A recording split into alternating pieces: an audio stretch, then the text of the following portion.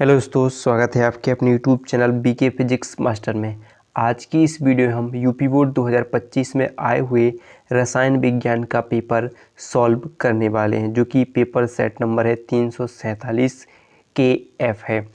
तो आज इसका पूरा सॉल्यूशन होने वाला है, तो वीडियो को अंत तक जरूर देखिएगा, क्योंकि आप खुद जानते हो कि हर बार हमें प्रैक्टिस करनी होती है, पिछले पेपरों को लगाना होता है, जिससे हमारी तैयारी बेहतर होती है। तो पिछले पेपरों को ज़रूर लगाइए और साथ ही जो आपको अनसॉल्व पेपर मिले, वो मॉडल पेपर मिले, उन सबको हल कीजिए, जब भी आपकी तैयारी बेहतर होती है और बोर्ड परीक्षा में अच्छे नंबर लाते हो। तो आइए स्टार्ट करते हैं और जानते हैं हम बोर्ड परीक्षा 2025 में आया हुआ रसायन विज्ञान का पेपर कैसा था। तो देखिए, जो भी आपको जानते हो कि सब पता है कि नोट होता है, प्रारंभ में 15 मिनट परीक्षार्थी को प्रश्न पत्र पढ़ने के लिए निर्धारित होती हैं। पेपर पता है आपका 3 घंटे 15 मिनट का होता है, पूर्णांक 70 अंक का हो जाता है। इसमें आपको कुछ निर्देश दिए होंगे कि सभी प्रश्न अनिवार्य है, प्रत्येक प्रश्न के निर्धारित अंक उसके समक्ष दिए गए हैं, यानी उनके नंबर, कितने नंबर का प्रश्न है वो उनके पास दिए होंगे। गणनात्मक प्रश्नों में गणना के समस्त पद दीजिए, प्रश्नों के प्रासंगिक उत्तर लिखिए, जहां आवश्यक हो रासायनिक समीकरण दीजिए। ऐसे इंग्लिश में भी दिए होंगे। फिर यहाँ से आपका आता है प्रश्न नंबर 1। निम्न प्रश्न के प्रत्येक खंड में 4 विकल्प दिए गए हैं। सही विकल्प चुनकर उसे अपनी उत्तर पुस्तिका में लिखिए। पहला प्रश्न है, निम्नलिखित में किसके जलीय विलयन का क्वथनांक सर्वाधिक होगा। 4 ऑप्शन होंगे, 1% ग्लूकोज, 1% NaCl, 1% CaCl2, 1% सुक्रोज। तो इसका सही आंसर है ऑप्शन नंबर 3, 1% CaCl2। फिर देखिए ऐसा है, निम्नलिखित में रंगहीन आयन है, Cu+2 ion, Na+2 ion, Fe+3 ion. तो इसका सही आंसर था option number A, Cu plus, जो आपका प्लस आयन हो जाता है। ठीक है। फिर देखिए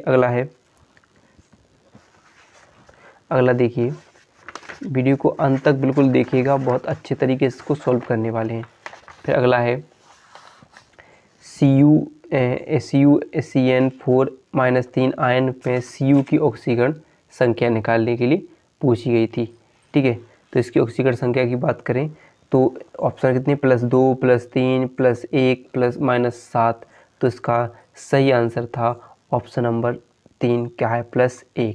आप खुद जानते हो कैसे निकाली जाती है कि हमेशा किसकी, Cu की किससे क्या मानते हैं हम, इसे मानते हैं हम x, प्लस Cn क्या होती है, -1। Cn कितनी होती है, -1। गुणा में कितने होंगे, 4। जो घात है वो गुणा में, जो घात जो बराबर के मतलब ब्रैकेट के ऊपर लगे हुए बराबर की उस तरफ जाती हैं। तो कितनी हो जाएगी, x प्लस जो हो जाएगी -4। कितनी हो जाएगी, -4 बराबर -3। जो उस तरफ जाएंगे बराबर के तो क्या हो जाएंगे, +4 हो जाएंगे। तो क्या हो जाएगा, -3 +4। तो कितने बचेगी, +1 बचेगा और निकल कर आ जाएगी। तो +1 ऑक्सीकरण संख्या हो जाएगी। फिर क्या था, रोजेनमुंड अपचयन द्वारा प्राप्त होता है, एल्डिहाइड, ईथर, कार्बोक्सिलिक अम्ल या हाइड्रोकार्बन। तो इसका सही आंसर था ऑप्शन नंबर ए, एल्डिहाइड। फिर है सूत्र C4H1211 और N के लिए कितने प्राथमिक एमीन संभव हैं, 4, 3, 2, 5। तो इसका सही आंसर था ऑप्शन नंबर ए, कितने, 4। फिर था ग्लूकोज में कितने प्राथमिक एल्कोहलिक समूह होते हैं, 1, 2, 3 या 4। तो इसका सही आंसर था 1, कितने, 1 हो जाते हैं। ठीक है। इसी प्रकार से इंग्लिश वालों को, जो इंग्लिश मीडियम वाले होंगे, इंग्लिश वालों को भी दिए होंगे। फिर देखिए अगला प्रश्न है, जो आपका प्रश्न नंबर 2 है, जो 2 अंक का होगा। इसमें क्या दिया है कि 5.85 यानी 5.85 ग्राम सोडियम क्लोराइड 200 मिलीलीटर जल में घुला है, विलयन की मोलरता की गणना कीजिए। तो आइए हम इसके सॉल्व करते हैं, यानी इसे हम सॉल्व कर लेते हैं। तो एक पेपर ले लें हम और उस पर हम सॉल्व करते हैं। तो देखिए क्या क्या दिया है, तो 5.85 ग्राम यानी सोडियम क्लोराइड, तो क्या निकालना है, मोलरता। तो m बराबर, मोलरता का सूत्र क्या होता है, m बराबर WB × 1000 बटे MB गुणे V किसमें, मिलीलीटर में। तो WB क्या होता है, जो विलेय का भार होता है, जो विलेय है जो कम मात्रा में घुला हुआ है, तो कितना है 5.85 गुणे 1000 NaCl। M क्या होगा, अणुभार, जो विलेय का अणुभार, तो अणुभार क्या है NaCl, तो NaCl है, तो Na का परमाणु भार कितना है 23 और Cl का कितना है 35.5, तो इसका हो जाएगा 58.5, जुड़ने पर कितना हो जाएगा 58.5 हो जाएगा, गुणे 200 मिलीलीटर है, तो यहाँ पर लिखेंगे हम 200। ठीक है, तो हम बस काटना ही है, तो अगर हम काटेंगे तो इसका कुछ काटने पर 0.5 मूल आंसर आ जाएगा। ठीक है, या सॉरी कितना 0.5 आ जाएगा, इतना आ जाएगा, हो जाएगा नहीं। ऐसे आपको काट लो कि एक यहाँ पर कितने अंक है, 1 2 अंक बाद, तो यहाँ पर 2 अंक बाद पॉइंट हटाएंगे तो यहाँ पर 2 जीरो बढ़ जाएंगे, यहाँ पर 1 अंक बाद है तो 1 जीरो पर बढ़ जाएंगे। ठीक है, 1 से 1 जीरो काट देंगे, यहाँ से 1 जीरो से 1 जीरो, 1 जीरो से 1 जीरो कट जाएगा। ठीक है, 1 जीरो यहाँ पे कट जाएगा। ठीक है, कट जाएगा, ए से पूरे चले जाएंगे। अब हम क्या बचे हमारे, 1 में 2 से भाग देना है तो कितना आधा ही होगा कि नहीं, 0.5 मोल हो जाएगा। ठीक है, अगला देखिए हम, फिर क्या है, अगला प्रश्न है कि Mn प्लस आयन की अपेक्षा Mn+2 आयन अधिक स्थायी होते हैं क्यों, जानते क्यों। ठीक है, तो जो खा वाले का आंसर होगा, तो क्या कह रहे हैं Mn3 प्लस आयन की अपेक्षा Mn2 प्लस आयन अधिक स्थायी होती है क्यों। तो देखिए कि अगर हम क्या बात करें कि जो Mn+2 है वो क्या होता है 3d5 और Mn+3 है वो 3d4। Mn2 plus ion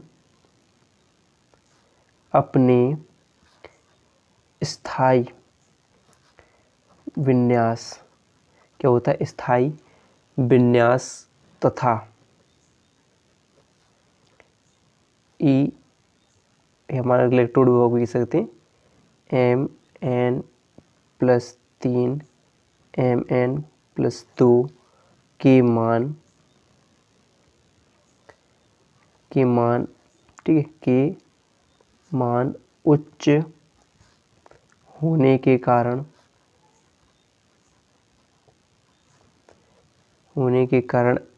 Mn+3 ion से अधिक स्थायी होता है।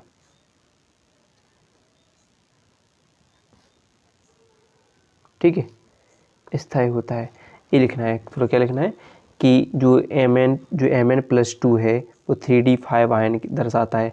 ठीक है, 3d मतलब इलेक्ट्रॉनिक विन्यास क्या दर्शाता है 3d5 पर, Mn+3 3d4।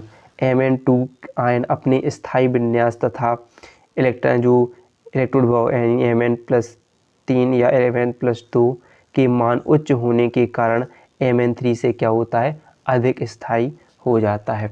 इतना इसमें लिखना है, देख लेते हैं।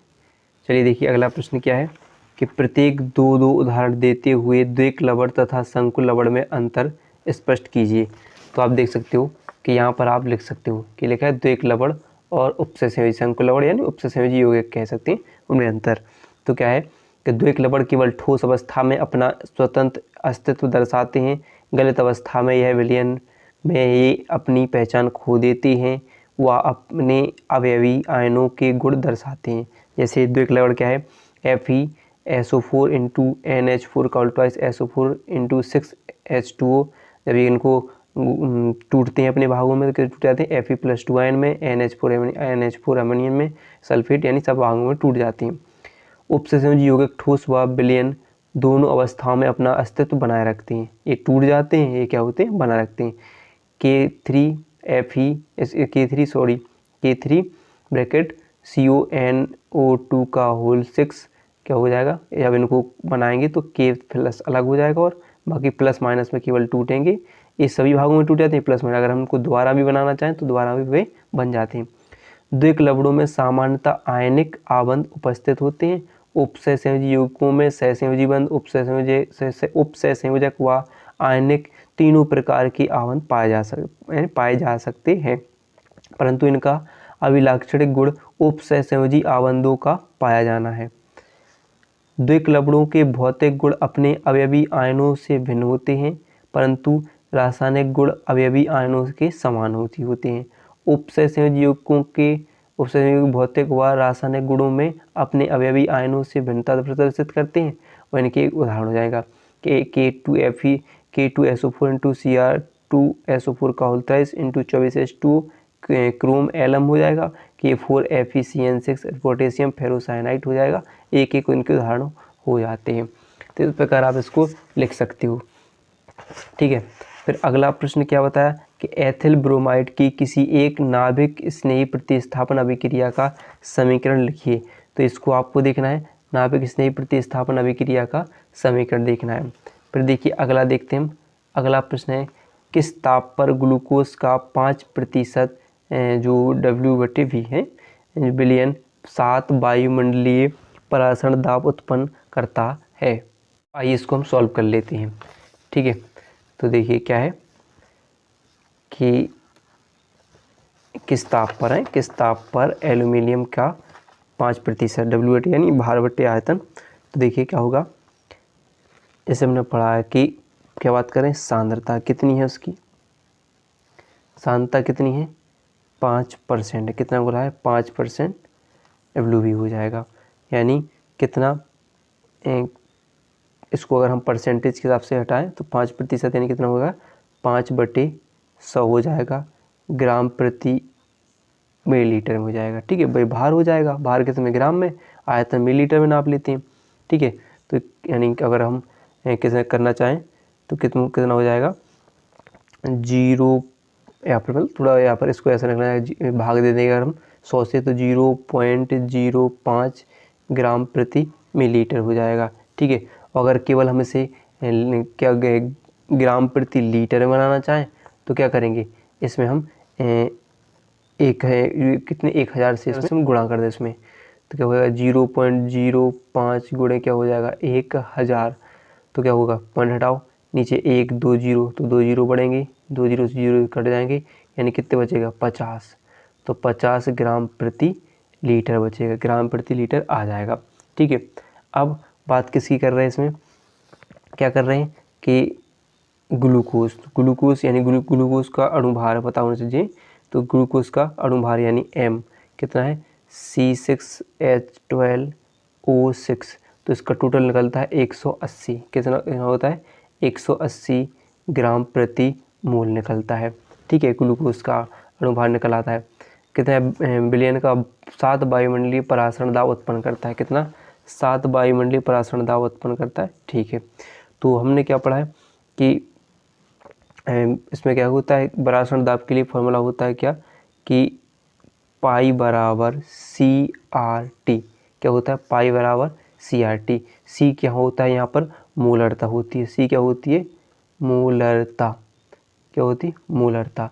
तो अगर हम C अलग से निकालना चाहें तो क्या हो जाएगी कि जो भार जो हमने निकाला था कितना सांद्रता मिलेगी, सांद्रता कितनी थी 50 और उसका सांद्रता बटे उसका अणुभार कितना था 180, सात कितना हो जाएगा 180। अगर इनको हम हल करते हैं तो निकलता है 0.2778 मोल प्रति लीटर निकलेगा।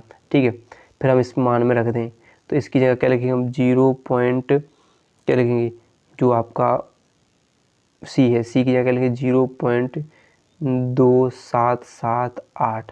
अब R क्या होता है, R होता है जो रेडबर्ग नियतांक होता है, इसका मान फिक्स होता है, कितना होता है 0.0821 और T परम ताप। ठीक है, T कितना है परम ताप, तो परम ताप क्या करना है हमें निकालना है, शायद क्या करना है परासरण दाब उत्पन्न करता है। देखो इस पर मान दे रहे हैं तो किस ताप पर यानी T परम ताप हमें निकालना है, और पाई का मान दे रहे हैं परासरण दाब कितना 7 वायुमंडलीय, तो इसका 7 हम यहाँ पर 7 बराबर क्या होगा 0.2778 गुणे 0.0821 गुणे टी को निकालना, ये सब कहाँ पर आ जाएंगे बटी में आ जाएंगे 7 के, तो यह हुआ 0.778 गुणे 0.0821 हो जाएगा। ठीक है, इतना हो जाएगा। जैसे हम इसको काटेंगे तो 307 केल्विन के समथिंग कुछ निकल कर आ जाएगा, इसका आंसर देख लेना है। ठीक है, ऐसे हल कर लेना है। फिर क्या है अगला, देखिए क्या है, फिनोल बनाने की विधि का रासायनिक समीकरण लिखिए। तो फिनोल बनाने की विधि का रासायनिक समीकरण क्या होता है, आइए वजह रख लेते हैं। तो पहले हम देखते हैं एक बेंजीन, किसकी, बेंजीन की क्रिया, बेंजीन का सल्फोनीकरण करते हैं, ठीक है। तो H2SO4 के साथ कराएंगे इसकी क्रिया, यानी क्या करा रहे हैं हम, सल्फोनीकरण। अगर हम सल्फोनीकरण कराते हैं तो क्या होगा, यहाँ पर एक SO3H जैसे हटेंगे, इसमें SO3H है, यानी क्या होगा, बेंजीन क्या बनेगा, बेंजीन सल्फोनिक अम्ल बनता है। फिर इसकी हम दोबारा क्रिया NaOH के साथ कराते हैं, तो इसमें से Na2SO3 निकल जाएगा, क्या बचेगा, OONA बचेगा, यानी सोडियम फिनॉक्साइड बचेगा। क्या बचेगा, सोडियम फिनॉक्साइड बनेगा, ठीक है। अगर हम दोबारा सोडियम फिनॉक्साइड की HCl की उपस्थिति में, जिसमें से NaCl निकल जाए, तो क्या बचेगा आपका फिनोल, यानी OH बचेगा, फिनोल बन जाएगा। तो ये समीकरण इसमें लिखना है, ठीक है। फिर देखिए अगला है जो आपका क्या है क्वेश्चन कि टॉलरेंस क्या है, एनिलीन का pKb मान मेथिल एमीन की तुलना से अधिक होता है, कारण बताइए। तो देखिए हम आपको इसका हम आंसर लिख चुके हैं, क्या लिखेंगे कि एथिलीन के अनुनाद के कारण नाइट्रोजन परमाणु पर इलेक्ट्रॉन घनत्व घट जाता है, जिस कारण N परमाणु पर उपस्थित एकांकी इलेक्ट्रॉन युग्म प्रोटीनीकरण के लिए कम उपलब्ध होता है। अतः एनिलीन का pKb मान मेथिल एमीन से अधिक होता है। फिर देखिए टॉलरेंस परीक्षण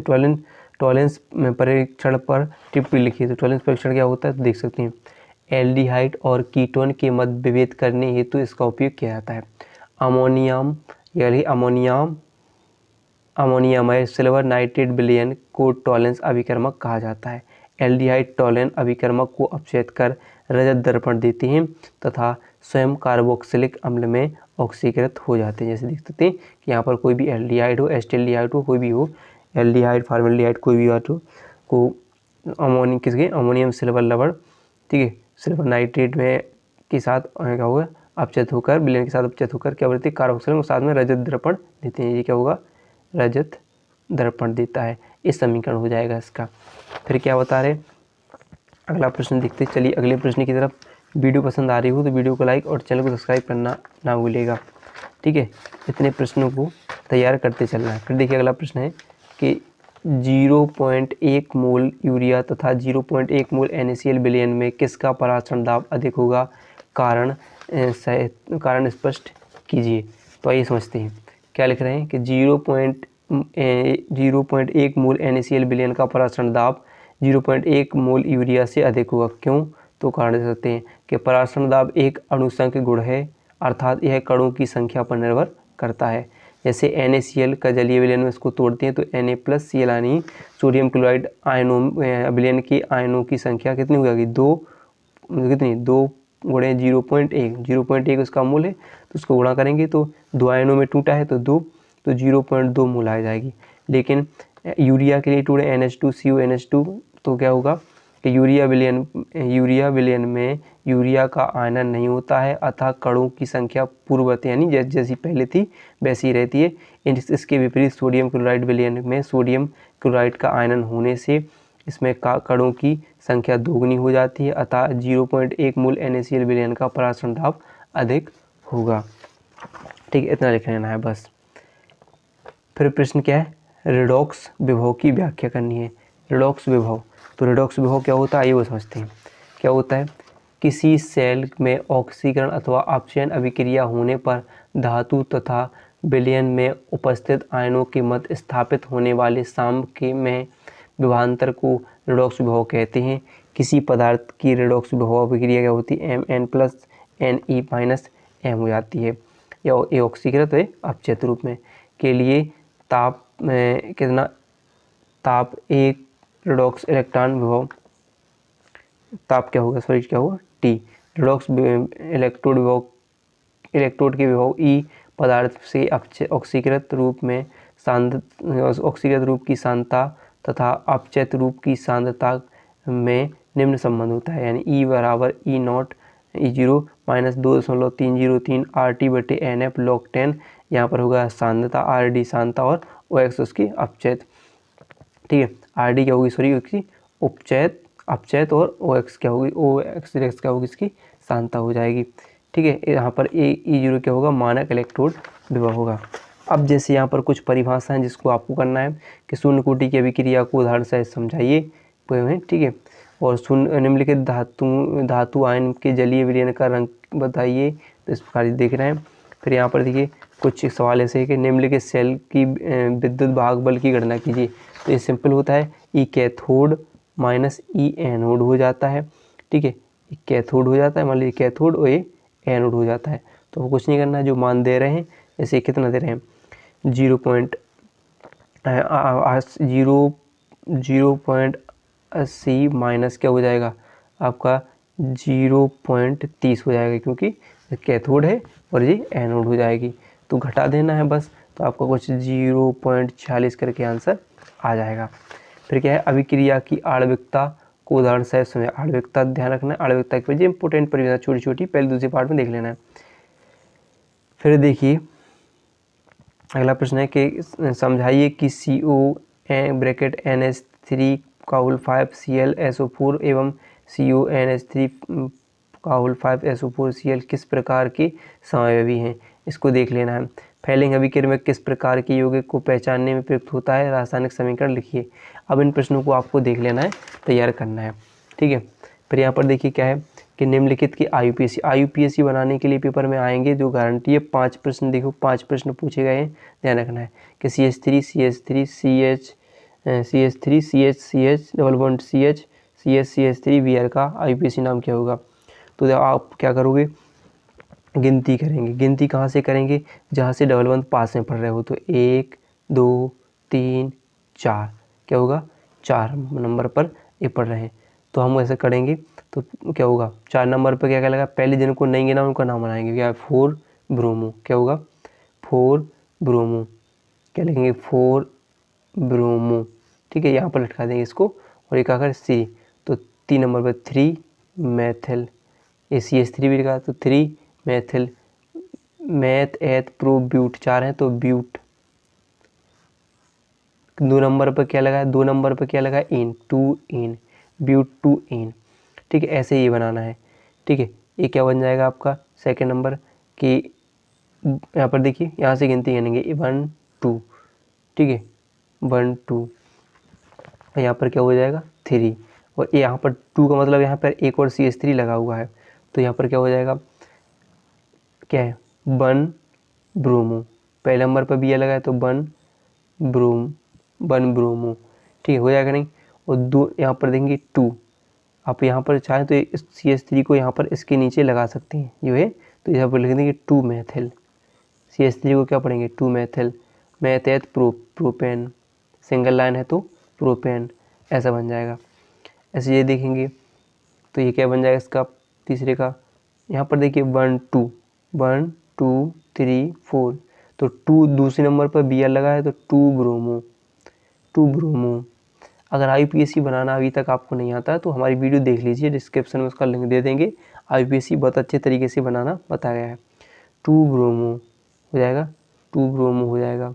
और यहाँ पर देखिए ये पर नीचे इसको चाहो तो अपन इसको खींच के अलग कर सकते हैं, 2 मैथिल यहीं पर ही कर सकते हैं, तो 2 मैथिल और मैथेट प्रोब्यूटेन हो जाएगा। ऐसे आप इन सब को बना लेना है। ठीक है, इन अथवा वाला है कि निम्नलिखित को कैसे प्राप्त करोगे। पहला क्या है, निम्नलिखित के मेथिल आयोडाइड से एथेन, मेथिल आयोडाइड से एथेन। तो क्या करना है, मेथिल आयोडाइड CH3I से अगर इसका अपचयन करें हम किसकी उपस्थिति में, ZnHCl की उपस्थिति में, तो हमें C2H6 प्लस 2HI से क्या बन जाएगा, एथेन बन जाएगा। ठीक है, अगर दूसरी बात करें प्रोपिन सेLl क्लोराइड, तो प्रोपिन क्या होता है CH2 double bond CH single bond CH3 plus अगर हम इसकी Cl2 यानी क्लोरीन की उपस्थिति में करें तो CH2 double bond CH double bond CH2 Cl प्राप्त हो जाएगा। क्या बन जाएगा? Al क्लोराइड प्राप्त हो जाएगा। प्रोपीन से आइसोप्रोपिल ब्रोमाइड, तो प्रोपीन तो क्या हो जाएगा इसके लिए? CH3 double bond CH3 math एथ प्रोपीन डबल बॉन्ड है प्रोपीन। कैसे? हाइड्रोजन ब्रोमाइड की साथ क्रिया कराने पर क्या प्राप्त होगा? CH3 CH Br CH3 क्या हो जाएगा? आइसोप्रोपिल ब्रोमाइड हो जाएगा। आइसोप्रोपिल मैथ एथ प्रोपिल, नीचे ये लटक जाएगा Br, तो आइसोप्रोपिल ब्रोमाइड हो जाएगा।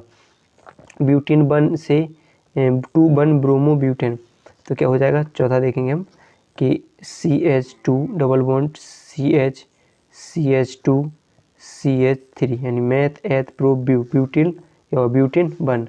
ब्यूटेन पहले नंबर पर इन लगाया तो वन ब्यूटेन हो जाएगा। से क्या करना है? किसकी उपस्थिति में अगर हम इसको H2 से साथ में Ni या Pt के साथ क्रिया कराते हैं तो हमें क्या प्राप्त होता है? CH3 सर इससे क्या होगा? क्या बनाना हमें? वन ब्रोमो ब्यूटेन, तो क्या हो जाएगा? CH3 one bromo Br one bromo CH2 CH3 ये बन जाएगा, तो वन ब्रोमो ब्यूटेन हो जाएगा। अगर हम क्या करें प्रोपीन से प्रोपाइन, तो प्रोपीन क्या हो जाएगा? CH3 CH single bond, sorry क्या हो जाएगा? सिंगल बॉन्ड, यहाँ पर डबल बॉन्ड लगा देते हैं, ठीक है। तो CH2 लगाना होगा, CH2 CH यहाँ पर होगा CH किसका? H2 की उपस्थिति में, ठीक है, H2 की उपस्थिति में, तब बनेगा आपका क्या? CH3 CH2 CH3 ये हो जाएगा, क्या बन जाएगा? प्रोपाइन बन जाएगा। मैथ एथ प्रोप, और यहाँ पर प्रोपीन से प्रोपाइन, तो मैथ एथ प्रोप। यहाँ पर चाहो तो आप कहीं पर भी एक डबल ट्रिपल बंद लगा सकते हो, CH हो जाएगा यहाँ पर ऐसे, ठीक है। तो ये सॉरी ये गलत हो जाएगा, यहाँ पर आपको H, तो यहाँ पर HBr से क्रिया करा देनी है, HBr से, ठीक है, इसकी उपस्थिति हटा के, तो ऐसे बना लेना है, ठीक है। ऐसे फिर बहुत है, ऐसे डाईएथर से HI से भी क्रिया विधि समझाइए, अल्कोहल का निर्जलीकरण की क्रिया विधि समझाइए, ठीक है। फिर देखिए यहाँ पर एस्टेल्डिहाइड बनाने की विधि का रासायनिक समीकरण लिखिए तथा एल्डोल संघनन अभिक्रिया संघनन तथा क्रॉस एल्डोल संघनन पर टिप्पणी लिखिए। निम्नलिखित पर टिप्पणी लिखिए। अभिक्रियाएं जरूर आएंगी, तो ये कार्बोक्सिलिक अम्ल के एस्टीकरण की क्रियाविधि, हेल फोलार्ड जेलिक्स की अभिक्रिया, एनिलीन बनाने का रासायनिक समीकरण लिखिए तथा इसकी निम्नलिखित से अभिक्रिया का रासायनिक समीकरण से अभिक्रिया देखना है। अभी की महत्वपूर्ण अभिक्रिया जैसे देखिए यहाँ पर देखिए युग्मन, अमोनिक अपघटन, ग्रेवियल थैलेमाइड संश्लेषण, इन अभिक्रियाओं को पढ़ लेना है। तो वीडियो पसंद आई तो वीडियो को लाइक और चैनल को सब्सक्राइब करना ना भूलिएगा।